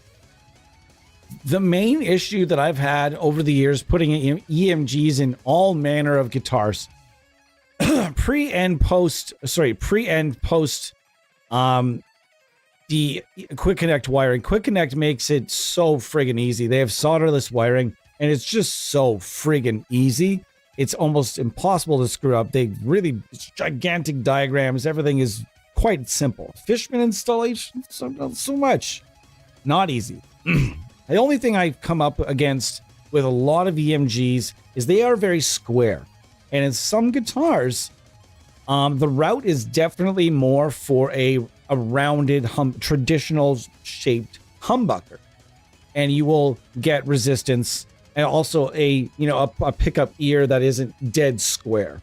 So you will find yourself in some situations. You want to check the measurements on that stuff, check the routing in the guitars, and otherwise these are super easy to install, especially in an Ibanez RG series. And why are the cheap guitars? Why am I pulling out the cheap stuff today? Well, I just feel like sometimes, like, the average RG is going to be the average dad guitar. I know a lot of people that have bought RGs, beginners, and a lot of older and younger, etc. It's a high quality guitar, and I've seen it being played by all manner of people. Same as the parts caster there. That's something fun that I think that, again, I feel like there are a lot of dads out there, a lot of people that are even remotely handy that are like, wow, yeah, I got to do a parts build. In that, if you're in the comments, tell me, have you done a parts build? Was it Warmouth? How was it? How did you enjoy it? I've had some really fun ones, and I've also had some really not so fun ones. I'm really, really interested in someday doing a full-on Warmouth build of just buying a brand new, non-used Warmouth parts and putting them all together and just really, really doing it, Really want to do it, but I'm not really sure if I'll ever get the chance. We'll see. So this is a piece of gear that I think there's a lot of people in my age group and a lot of other age groups that really, really like this particular piece of gear based on the JMP1. So this is one of those things that I definitely wanted to pull out today.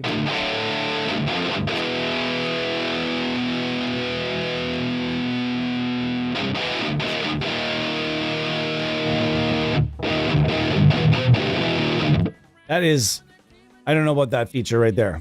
I don't know about that. I want to do it. Let's turn on this wonderful SD1 here.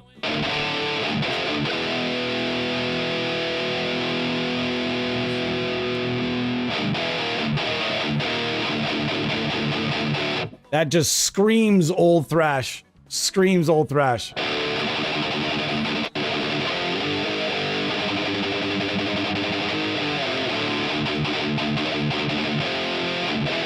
Little out of tune though. Little out of tune. I mean, I'm tuned in D, which is that's not dad approved. It would be now. Like I said, there are dads now that there are gent dads out there these days. Gent dads, maybe gent granddads. Who knows?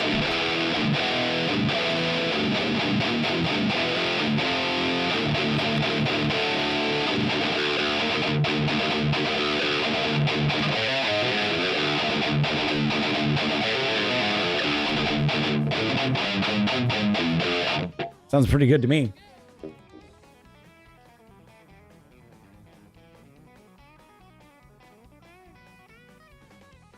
Gee, bus. We talked about people that like to flex and say country guitar players are no good. Well,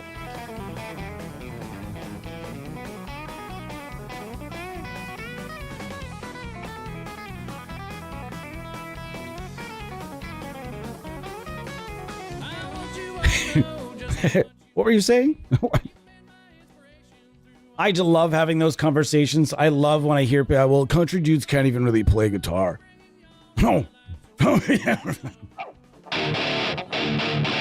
right, we need some low end there. It feels like it's lackins.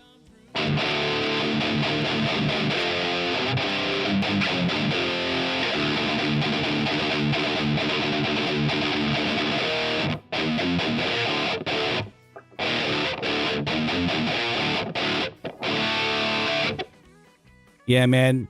Some people though, like I can remember when I was young and played nothing but metal and punk and saw like guys that played jazz and country as just like, yeah, they're just strumming chords, man. They're just strumming chords, and jazz guys are just it's the notes. It's just all, you remember that ignorant and arrogant jazz. It's still a great thing to say to piss off a jazz person. It's just fucking random notes. They just play all the notes they feel like playing in that moment. And that can just really pisses people off. It's fun to say that once in a while, but and it's fun to just be cheeky about jazz. But I respect it, man. Do I respect it? And that is real, serious fucking talent. And in my older age, I've grown accustomed to looking back on my former self and being like, man, what are you doing? Fucking idiot. Remember we were trying to get Slayer tone yesterday? Well, here we are.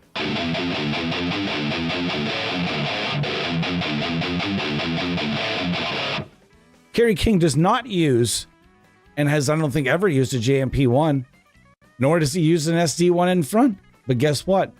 We found the EMG 81. We found some Marshall Brit voice tones, and listen to what we got here.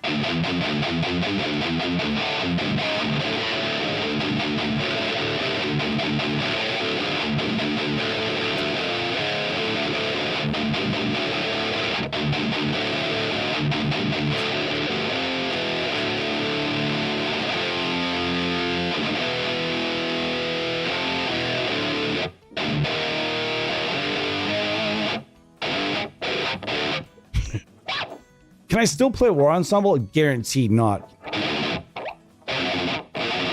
Nope. Fuck, no way. Fuck, that riff is hard. Oh my god.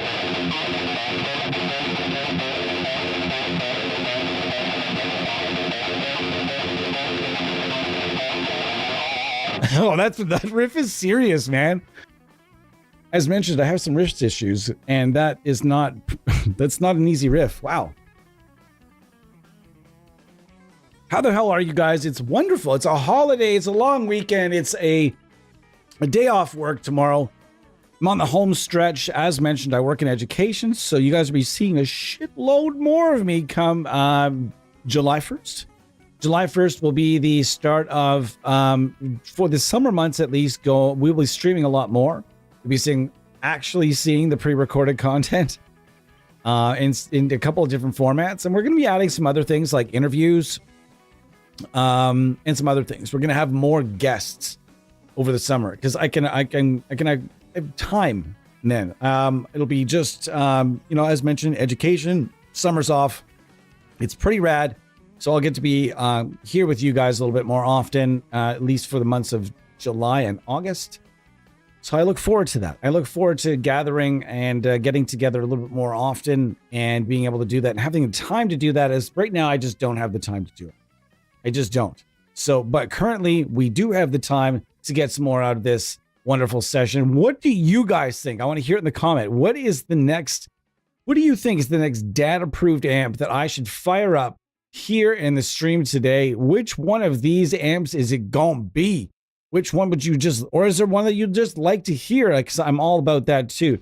That's another thing. Crank.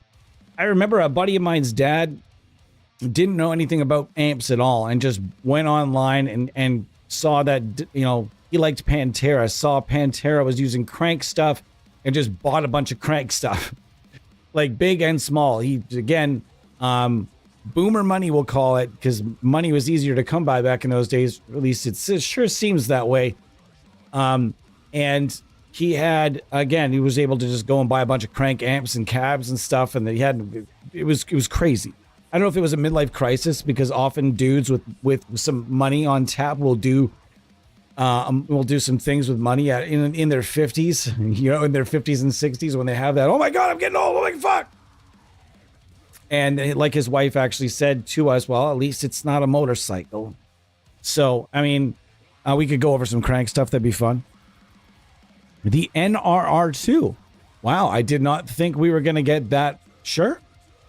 Absolutely. Ignite Amps NRR. You mean the NRRX? I think it is in here. Where is it? Where are you? And I was near it. Neptune. Hey, wait a minute.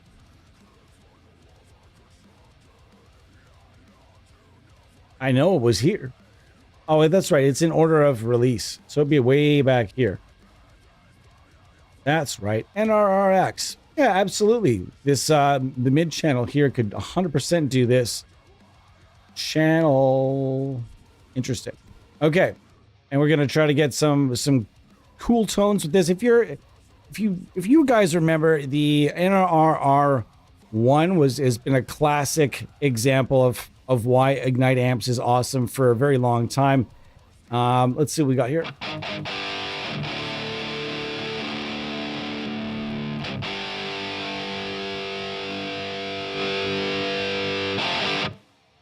That sounds pretty good.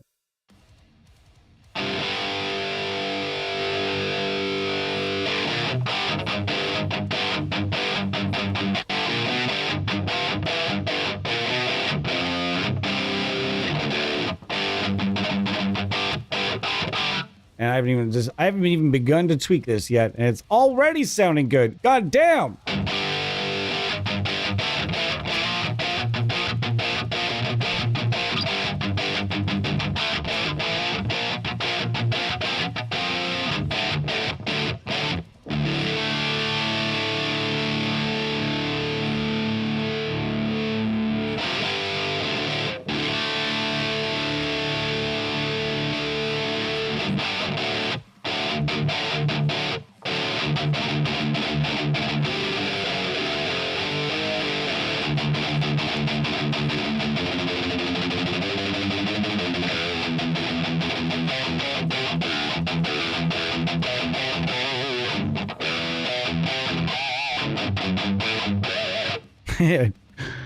I remember hearing that Live and Loud album for the first time with my friend Corey. We always listen to the first tapes and albums. He's like, I got something new. We got to listen to it together. Fucking run over to his house, block away, be like, just fucking sit there looking at the stereo and looking at each other, being like, holy fucking shit, listen to this. We're like fucking 13. I remember hearing the Live and Loud and just hearing him being like, it's tuned lower, and you're like, man, that sounds pretty cool. This is awesome. And then all of a sudden he goes into the main riff and it's all and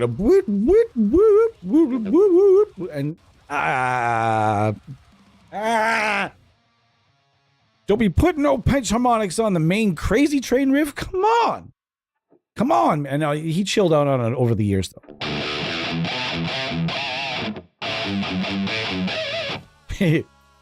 Yeah, buddy. Like summer 2000. Hold on. More Tyler come July. May God. Well, you don't want it? Fine, I won't. Then fine then. I won't be streaming anymore just because Kyle said so. You can all blame Kyle. I won't sing the South Park song. Don't sing the South Park song. That's mean. Okay, I don't know. No, guys, stop singing the South Park song. And Kyle, if you know the South Park song, I guarantee you know the song I'm talking about. I mean, no offense. I'm just teasing.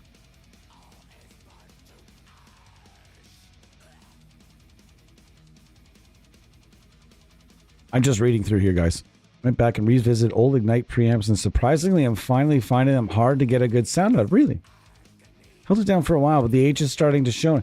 Yeah, I mean, they've come a long way and done a lot of things with the TPA-1 and stuff, right? They've done a lot of things. I mean, the Emissary still sounds pretty damn good, but I would say that maybe if they wanted to do like another update to the emissary, they would probably go a long way with people. Like, you know, give it a bit of a. It already looks pretty awesome and operates really rad. So I don't know what more you could really do to it, but you know, maybe adding or doing a suite. Wonderful. Can you imagine? They just decided, okay, the emissary needs a little upkeep. We're going to put it into a suite with all of our, you know, standard pedals, you know, the 2 screamers. And then at the same time, you know, do the TS, what is it? TS 999, do that one too. And whatever, put it in a suite with just a nice little IR section where you can, you know, use a couple different cabinets. Imagine how far that would go. People would lose their minds. And it would take out that aspect of people maybe not wanting to use the emissary because of you do have to build that signal chain. Maybe, wouldn't that be fun? Wouldn't that be fun? Let's hear it in the chat. That would be fun. And it would bring like that I think it would go along. I honestly think it would go a long way. It'd be fun.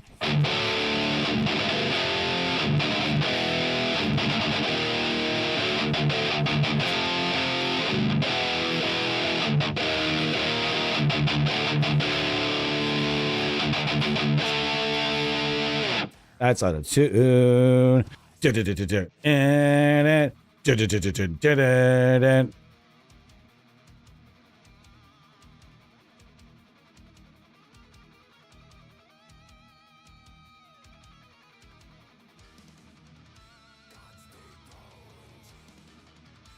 All right, guys. Thanks for being here, by the way. I appreciate you guys. The Paul Heyman of the Amp World, Eddie.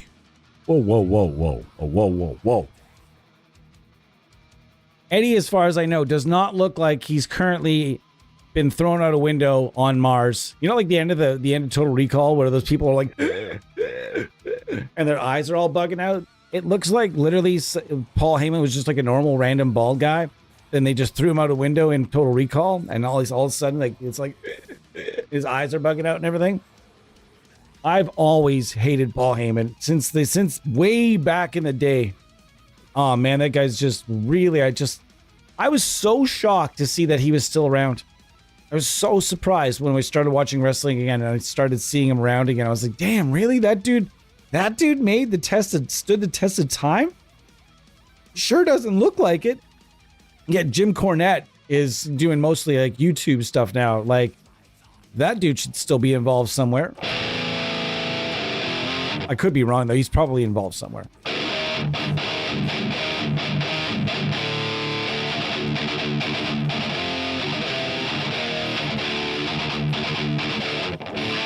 I mean, just like a standalone, though, Pip. Yeah, like I think the free amp is emissary. And I think that the pedal is also free, and they do add a little for like the free cabinet. So yeah, I mean, you could just use the introductory Amphub. That is probably what they kind of initially, probably why they didn't do that, because they want to push people towards the Amphub platform, which is fine. The other way you can get a lot of free usage out of STL Tones products is if you use ToneHub, you can get free access to a trial of every single solitary one of those packs. All of those packs have a free trial that you can use, mix with, and just have fun playing with. Maybe we'll do that on a stream someday soon. We'll just go like audition random ass free packs, stuff I do not have added to my account. And I've not really asked STL Tones for anything with regard to ToneHub. They, back in the day when when it first launched, they gave me a nice selection. However, there's been tons and tons and tons and tons of packs since then. So it'd be cool to go and audition a bunch. What do you guys think about that stream potentially tomorrow? That could be interesting. That could be fun. A lot of STL worship in the same weekend, but who knows? Tomorrow, I don't want to put any guarantees on anything, though. I am building a disc golf course right now with a whole bunch of friends with the community here, having a great time with it. Although today was not the day to do that because the weather is absolutely horrendous outside, and the terrain at this place is already super janky and risky. So wet terrain in there is just not as much of a bueno as you might think. All right.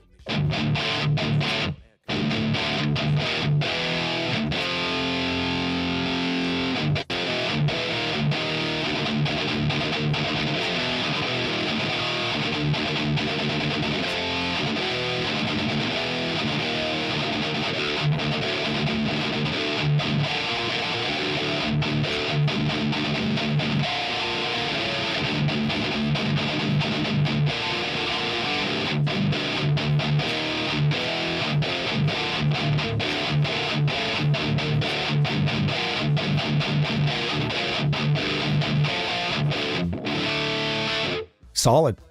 It's very nice. This is like, so again, this is like you wanted vintage thrash, vintage rock, anything that you're really looking for, you're going to find it here. You're just straight up going to find it. There's nothing in here you're not going to find. And this is just the rhythm channel of the NRRX. By the way, this is an in-house, is not based really on anything in particular. Although, if I'm not mistaken, Bo might be able to advise on this. If I'm not mistaken, if you go on the KVR, doesn't it say something to the effect of being based loosely or at least somewhat on one of the Soldano, the X88R? If I'm not mistaken, this is based on loosely, at least, or inspired by a Soldano preamp from the days of old.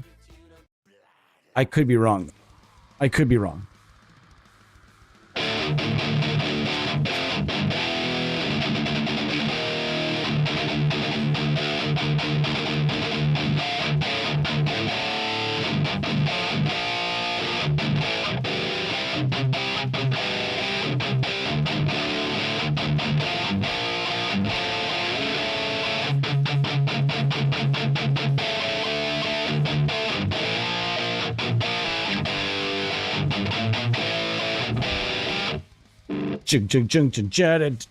Each channel on the NRR was based on something. I can't remember what.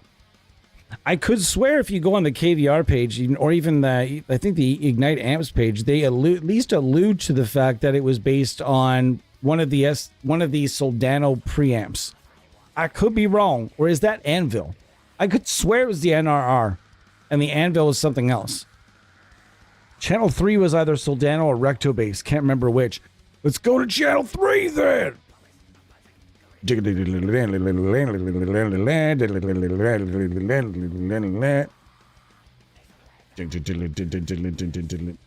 what we got here, folks.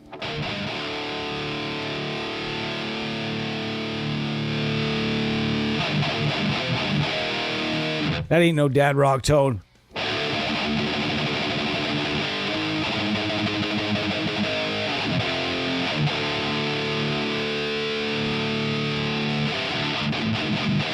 Fuck, EMG 81 with 18 volt mod sounds good.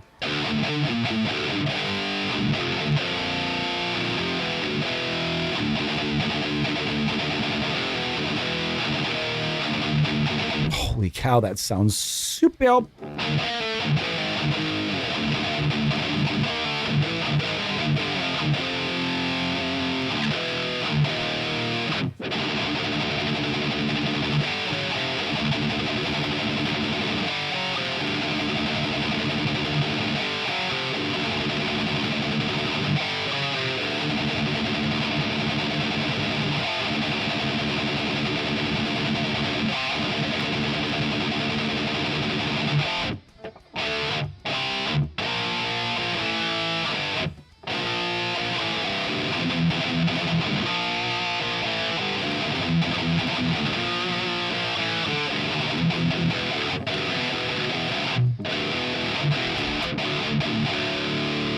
Wowzer, this tone's good. EMG really, EMG 81 and the NRRX are getting along just fine as far as my ears are concerned.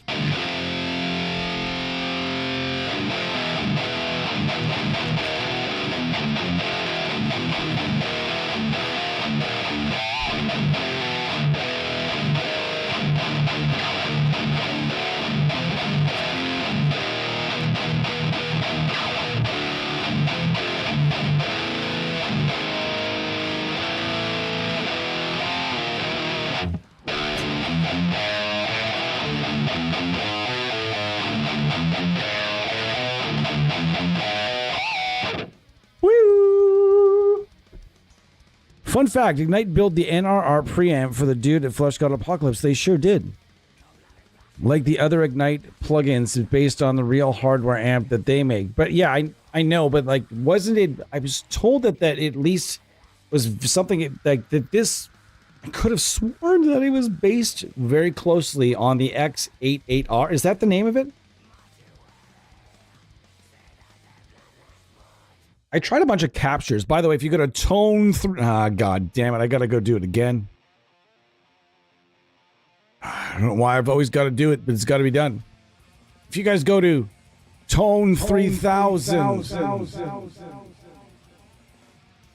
If you guys go there, you can get some really, really nice captures made from the Soldano X88R preamp. And they sound really good. Really, really good. I don't know who did them, but look it up. There's a few of them, and they all sound really, really good. So check those out.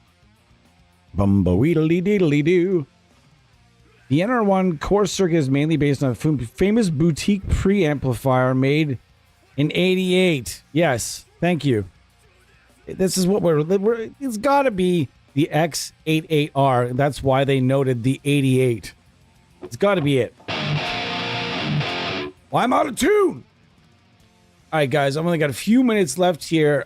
This has been fun, man.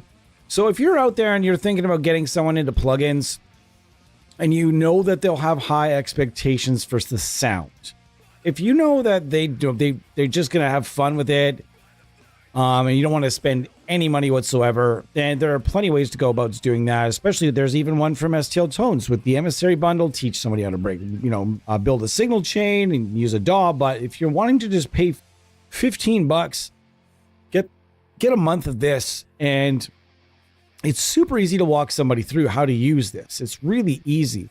And if they have high expectations of what the sound should be like this is what a tube amp sounds like. I've been using tube amps for like 20 years or 5 years, or maybe they've never used a tube amp, but they've heard what tube amps sound like. You know what I mean? They have an expectation of what this should sound like. They know what a real amp sounds like.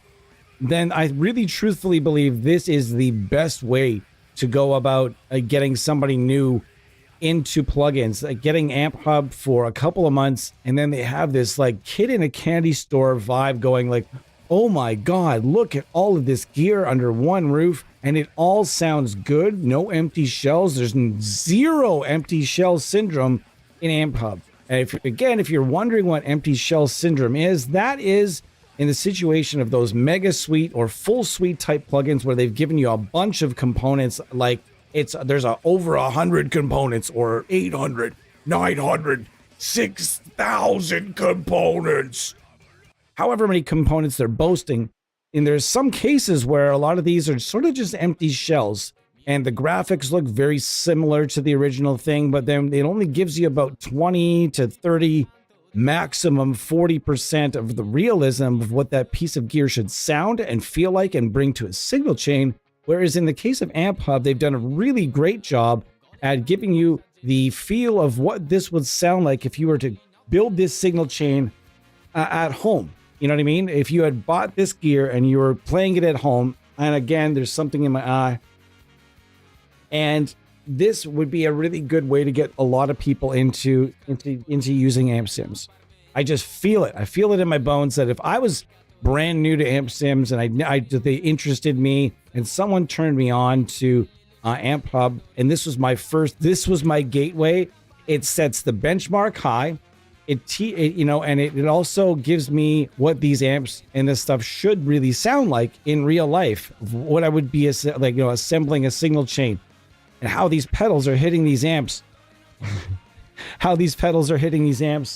and so on. That's a very strange thought. Never mind. I just looked and saw my cat doing something kind of funny. All right, guys. So I get the feeling that, man, this has been a lot of fun. And if there is somebody out there that would appreciate this, give them a go. Tell them about it. Be like, hey, there's this subscription service. It'll give you a good idea of how things work and how amps. It'll set the benchmark high for you. I know it'll impress you, and then just have them jump in and have them have fun. Help them the first time out. I'd be happy to drop in or, be on FaceTime with you. If there's anything, that's confusing, don't need to send any, emails to the company about how do I use this. Just ask me. We'll get through it. If there's anything frustrating that's stopping them from enjoying it, maybe there's some latency. We all know that old chestnut with newer users not really knowing how to deal with latency, and that there's settings and I hear a delay. Fuck plugins. There's no delay when I use if I use my tube amp. Blah, blah, blah. I've heard it. You've heard it. So to avoid stuff like that, always help people through. Don't just point people in the right direction. Walk them all the way there until they see some results and you can see a smile on their face, or they type back something to you like, man, this is awesome. That point, just be like, man, have fun, and email me if you need to. That kind of thing. And this is a great way to start people out. I think every company has a great way of starting people out, but starting people out with something that's big, that has lots of gear involved, I think is the best way to go about it, versus starting them out with like just an amp suite that's got, only 2 or 3 amps. I think that this is a much better way to go about it, and just being able to, go through this awesome list of gear where they use the actual name and say, this is based on this is based on that, this is based on this. You know what I mean? So that being said, I'm consistently giving Amphub a 10 out of fucking 10. Thank you so much to STL Tones for letting us use it for free. We appreciate you. And guys, I may or may not be around tomorrow. If not, I will see you guys Friday for doing something. Don't know what we're doing Friday yet, but we'll do something. It'll be fun. I'll be there. You'll be there. Friday, 4:30 Eastern Time, 4:30 p.m. Eastern Time. And if I'm around tomorrow, it might be early in the morning, but I doubt it. All right, guys. So thank you. I really appreciate Tony. Tony? Who's Tony? I don't see a Tony. Ton. Okay, he corrected himself. I was like, who's Tony? Is there someone I didn't see? Man, it's been awesome hanging out with you guys. I really appreciate each and every member of this community. You guys are just so much fun to chat gear with, and today was kind of fun. I like looking at gear through a different set of eyes. You know what I mean? And looking at plugins through the eyes of maybe like a 60-year-old or a 55-year-old analog loyalist is an interesting way to look at it. Look at things through the eyes of the person that you're trying to convince to come to plugins. You know what I mean? Try to cater this initial experience to them. That's one thing I will caution. Don't just tell them, yeah, man, Neural DSP makes the best, or STL Tones, or Random Developer X makes the best shit. Go check their stuff out. That's not enough. That's not enough. Be like, you know what, man? I want you to have a good time. What kind of stuff do you play? What are some of your favorite bands? What kind of styles are you playing? Are you playing along to anything? What do you do? And find out what they like, and then cater the experience to them. And say, you know what? I figured, you would be best off trying this first. And you know what? Then you're going to get a plugin user for life. Okay? I caution that and that alone. Thank you so much for being here. Thanks, guys. Truly, it's been a lot of fun. And coming up next weekend, we'll be having some more fun. Friday, Saturday, as always. You can always count on streams Friday and Saturday. Very seldom will I not be able to jump on Saturdays, but occasionally, if it's going to happen, I will let you know. And otherwise, I will see you guys Friday. Thank you, and more thank you. My challenge for you guys is just to go and check out, if you have not checked out everything that STL Tones has to offer, go and check it out. And if you are into producing your own music at home, my challenge is for you to go and try Control Hub. This will save you a lot, and it will erase a lot of plugins from your collection.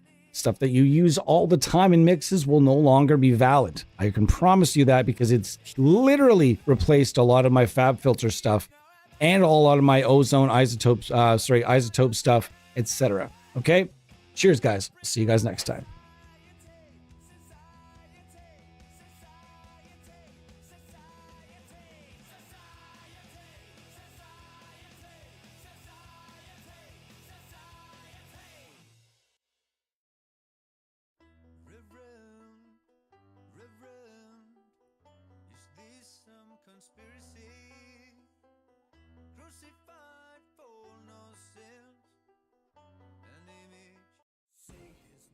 Man, he appears.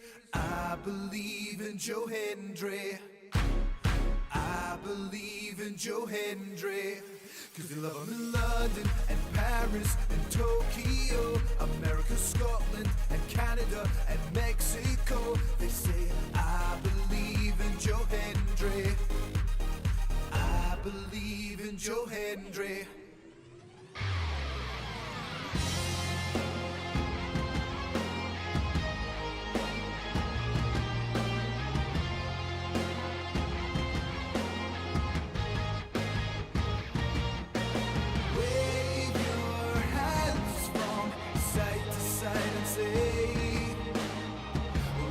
believe in Joe Hendry.